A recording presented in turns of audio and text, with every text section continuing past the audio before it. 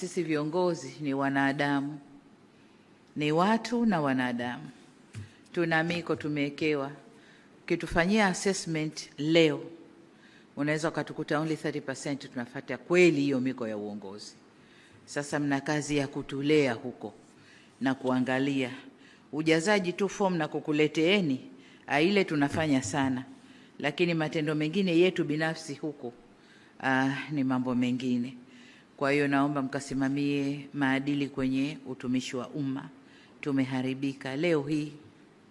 Mtumishi wa umma anakosa uzalendo, anakosa tuseme nini sijui, ile moyo, na kwamba mtumishi wa umma anathubutu kuchukua siri kwenye mafaili, akapiga picha kwenye simu yake na akasambaza kwenye, akijua kwamba anamkomoa rais, akijua kwamba sijui anamkomoa nani inline, lakini kumbe ni yeye amekosa maadili, ni yeye hawajibiki kwa taifa lake, uzalendo kwa taifa lake hakuna.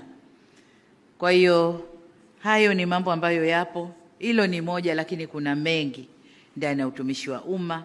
Katusaidieni, kwa sababu utumishi wa umma ndio engine ya uendeshaji wa nchi hii.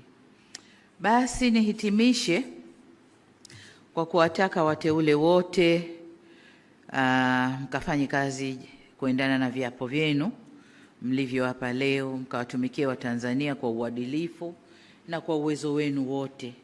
Taifa hili ni letu, wawajibikaji wa kulijenga taifa hili ni sisi. Mlio hapa, tuliopo na waliopo ni sisi na hakuna mwingine.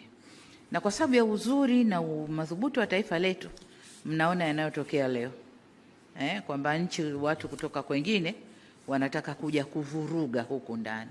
Sasa hii kazi ya kulinda hilo sio yangu peke yangu, wala sio vyombo vya ulinzi na usalama peke yao, ni sote.